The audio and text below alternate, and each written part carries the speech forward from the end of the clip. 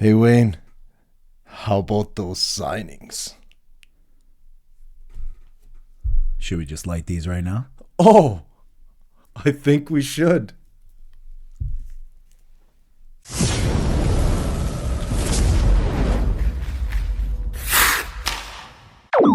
Hey everyone, welcome to another episode of Frozen Oil. Once again, it's Rich. Wayne.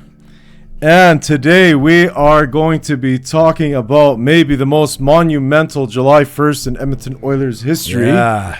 We're going to talk about who we re-signed, who we signed new, and a couple other notes. So stay tuned. So, unbelievable.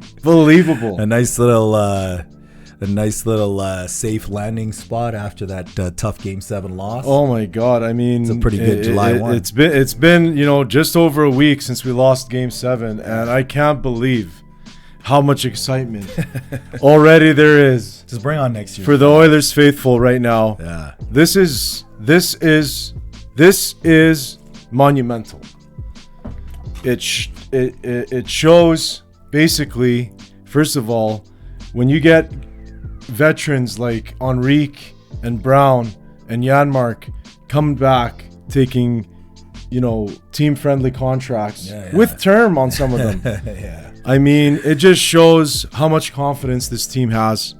And the most important thing, I think we're both going to agree on this, is if you want to, win in a physical contact game like hockey, you got to have that team camaraderie and you got to have that strong locker room. Oh, these guys already proved that. They're, brought back all those guys. Exactly. So, fantastic news for the Edmonton Oilers on the 2024 free agent deadline of July 1st. And let's get into who we re-signed. So, let's talk about Janmark. Janmark re-signs a 3-year deal. So we got our playoff prowess. Well, we got our whole third line. Unreal. Like our whole third line. He mentioned it in the kind of the exiting interviews at the end of the year to the media that he would want to come back. And he comes back. Great job on JJ to make that happen. Jeff Jackson, good job. And well, for a guy who said he doesn't want to be the GM and he's looking for someone to hire, can you stay on just a little bit longer? I don't know. Maybe get Draisaitl done for on the cheap too. So obviously, in all the past years, on this day, we would always be sitting and saying, well, "Why does that team get that guy? And how did that team re-sign that guy? Why can't we do that? And why can't we?" So obviously, people want to come to us now. I mean, the Oilers are the team. The Oilers are the team. I mentioned it after the Game 7 loss. The future is super bright here, Wayne. 100%. Super bright. We're not even get into today, the youth that we have in Holloway and Broberg and some other players. But we re-signed Janmark. We also re-signed Connor Brown. Yeah, Brownie. We also re-signed, and this was the one that made me the most happy, was we re-signed Adam Henrique. Yeah, good two-way player, excellent on the draw. He's still rocking the beard too. I've seen him. Oh, he's a stud. He's a stud. The studs of the night segments. I don't know if Henrique got one, but he's an honorable mention. He could have got one. Almost every second or third game. He good solid two-way guy. Yeah, solid defensively, perfect signing. Accepts obviously less money. So we re-signed those guys. We also re-signed Corey Perry. Playoff experience on a 1-year deal. Stanley Cup final experience, obviously, on other teams before this last year with the Oilers. But yeah, I heart and soul guy. What are your thoughts on just kind of Perry? Because some people say, what are we re-signing this guy for? He's 39 years old, et cetera, et cetera. Mm-hmm.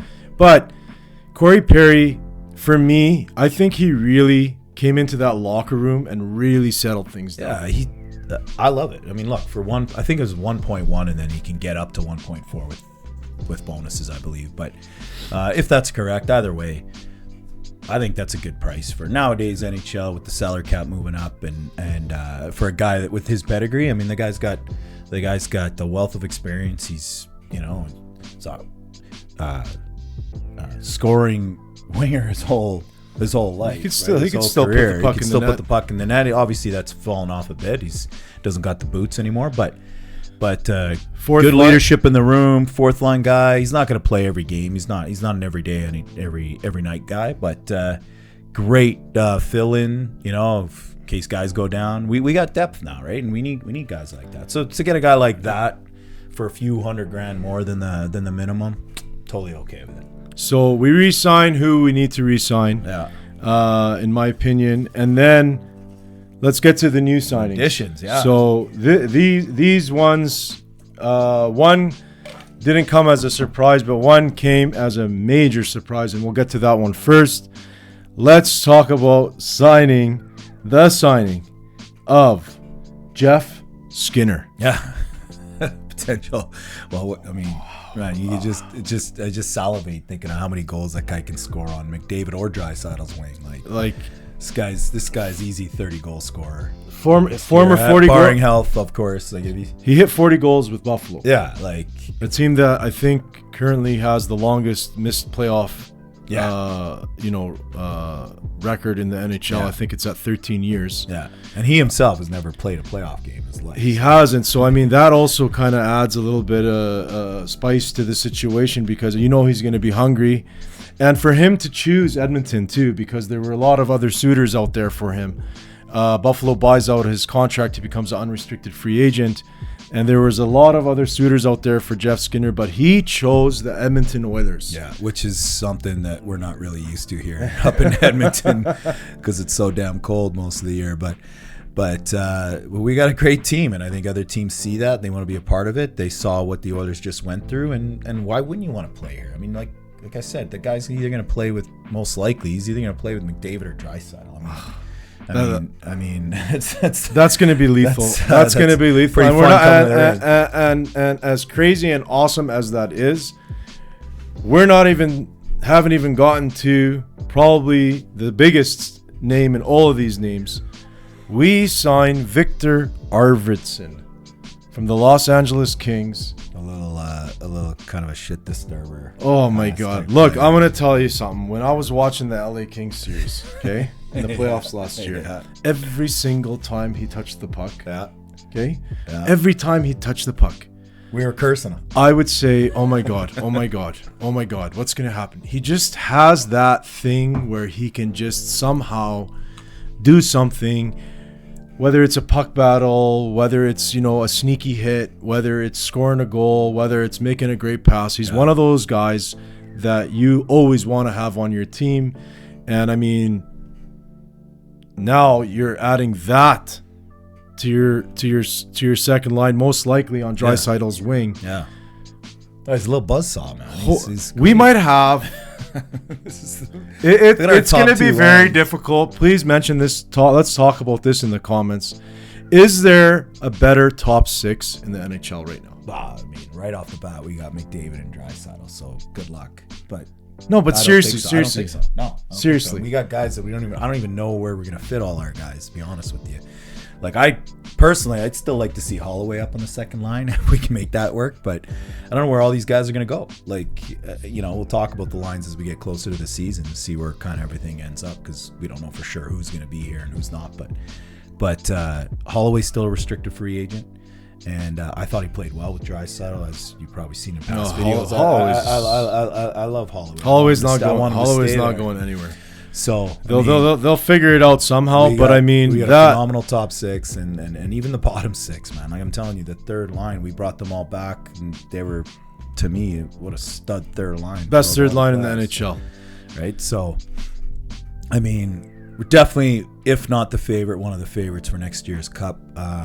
Good, like I said, soft landing spot for how the season ended up, unfortunately. But this was a great July 1.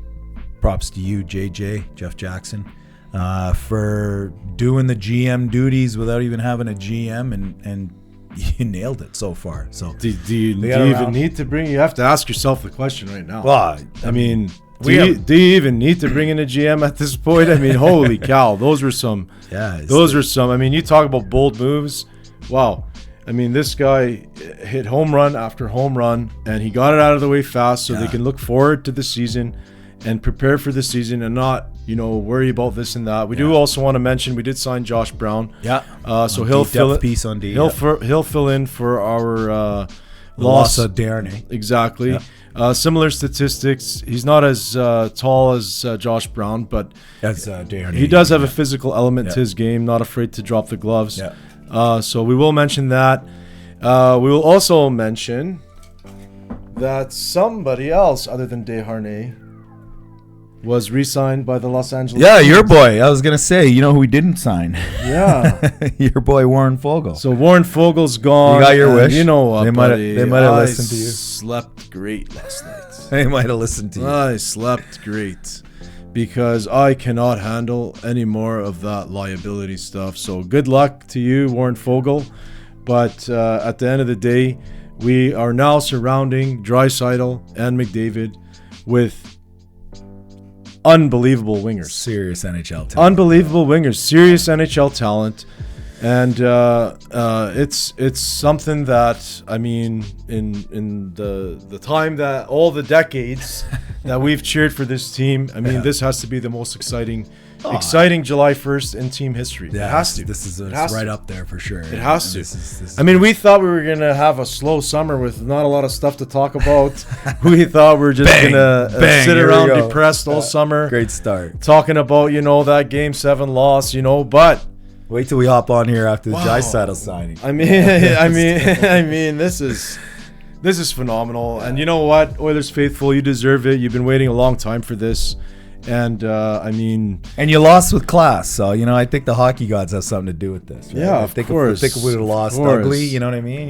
Teams lose ugly. We got just absolutely destroyed on the comments for that parade video. But one of the funniest comments was, and you know what, I have to give it to the Panther fans, because most of the ones that I interacted with, they're great. They were great. They were classy as well. But they did keep saying that we caused the rain.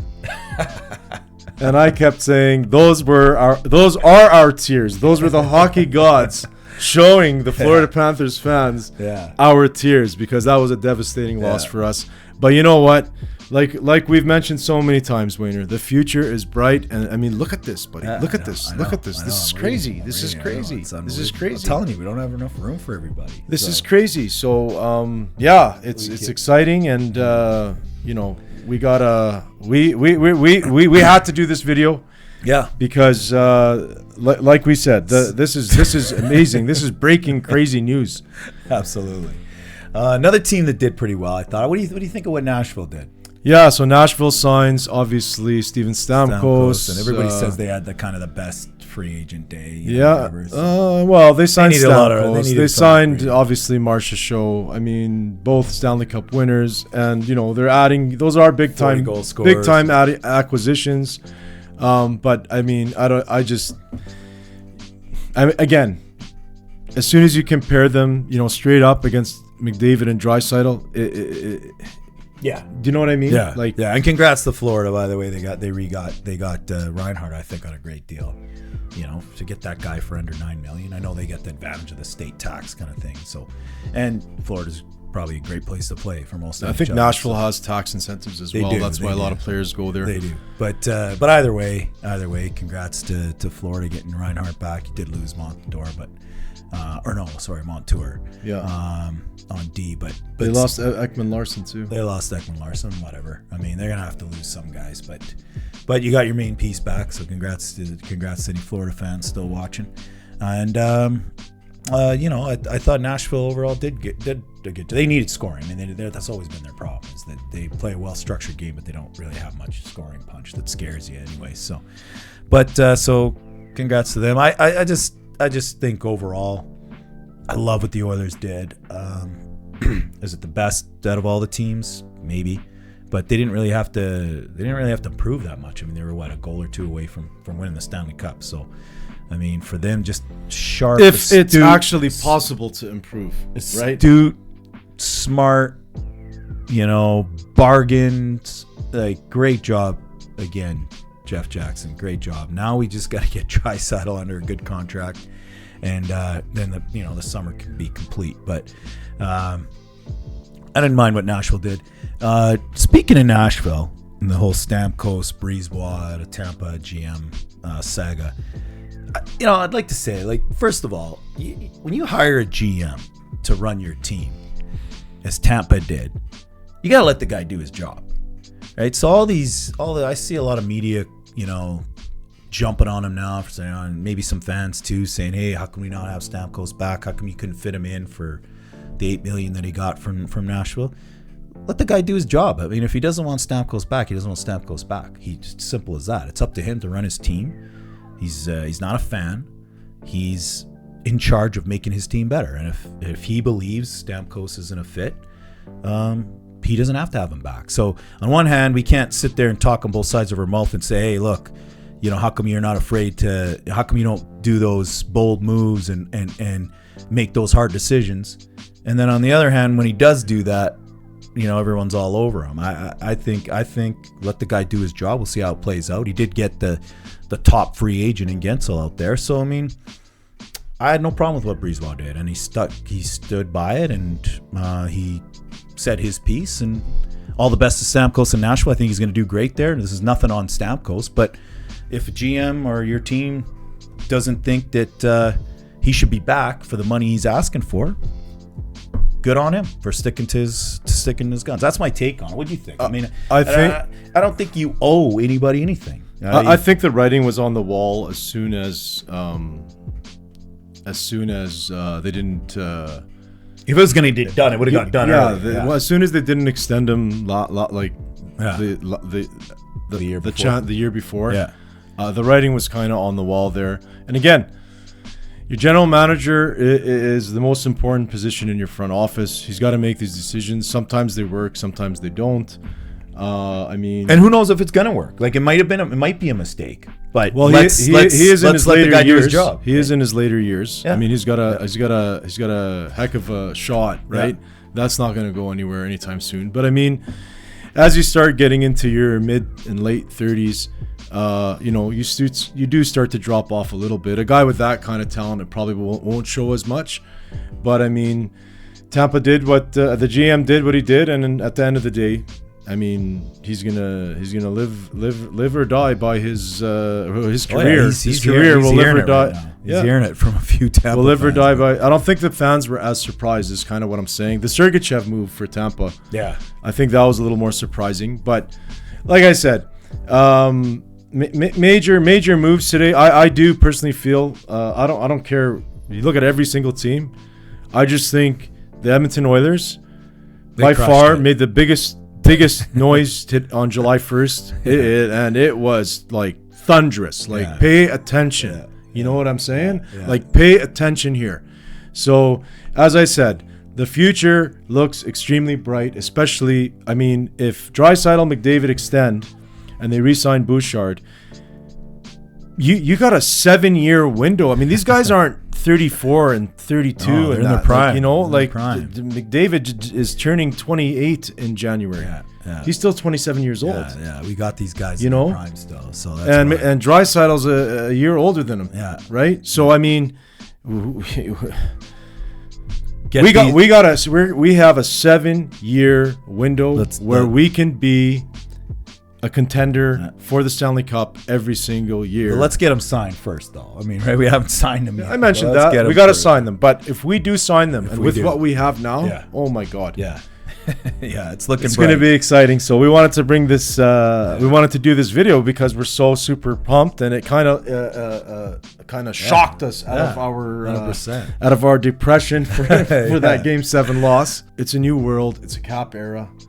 And the work Jeff Jackson has done, I'm just going to say this, the work he's done, the environment he's built in the locker room, it's amazing. So far it's amazing. Like, knock on wood, like, I don't want to like jinx this, but like, incredible work. And he looks tired from working hard.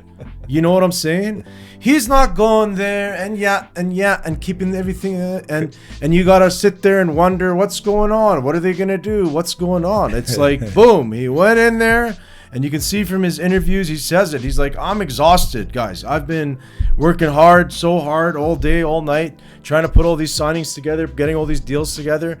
And man, now he could take a couple weeks off. Yeah. Take a couple weeks off, chill, relax. He deserves Maybe it. go down to Florida and chill there for. He deserves it, buddy. He deserves it. And I mean, I'm loving what I'm seeing. You know, we still don't have a GM technically, and that's what happened on July 1st. You and I could GM like the Oilers now.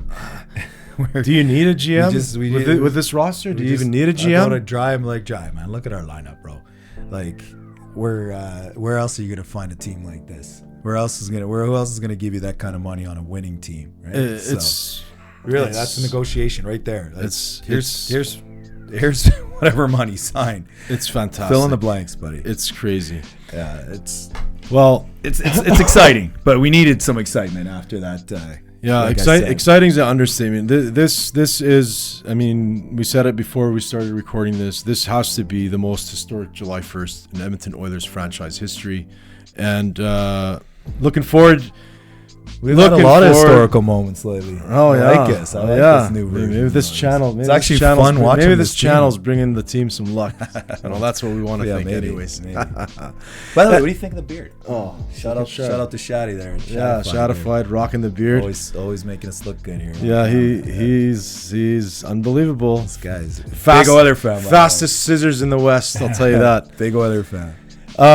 So yeah, that's going to do it for today's episode. We did want to quickly remind everyone that we are on Twitter/X, and you can follow us at Frozen Oil Hockey. And we love hearing from you. Keep up with those comments. We love it. This guy's a wizard responding. Sometimes he'll sit there for a couple hours responding. So it's soothing. He just loves it. It's soothing. Writing is soothing. But yeah, it's going to be a great off season after today. A lot of worries off our minds. Out of the way right away. Super excited. Want to take this moment to thank you again for watching. Please consider subscribing. We're almost at our goal of 250 subscribers. We're a few subscribers away. Just do it already. What are you guys doing? And then we can go on to our next goal. So thank you very much again. Thank you. And we're gonna say this with a little bit of hype now, right? You're a little bit down. It's been a lately, good, right? You're gonna say this is so. It was a tough week before this deadline. And most importantly, go Oilers, go! Frozen or hockey, the challenge we need. Oilers on the ice, unstoppable speed, chasing the cup. We're gonna succeed with Max David leading. We're built to exceed. Fans in the stands, the roar of the crowd. Oilers pride, we shout it out loud. Through highs and lows, we stand tall. Frozen or hockey, answering the call.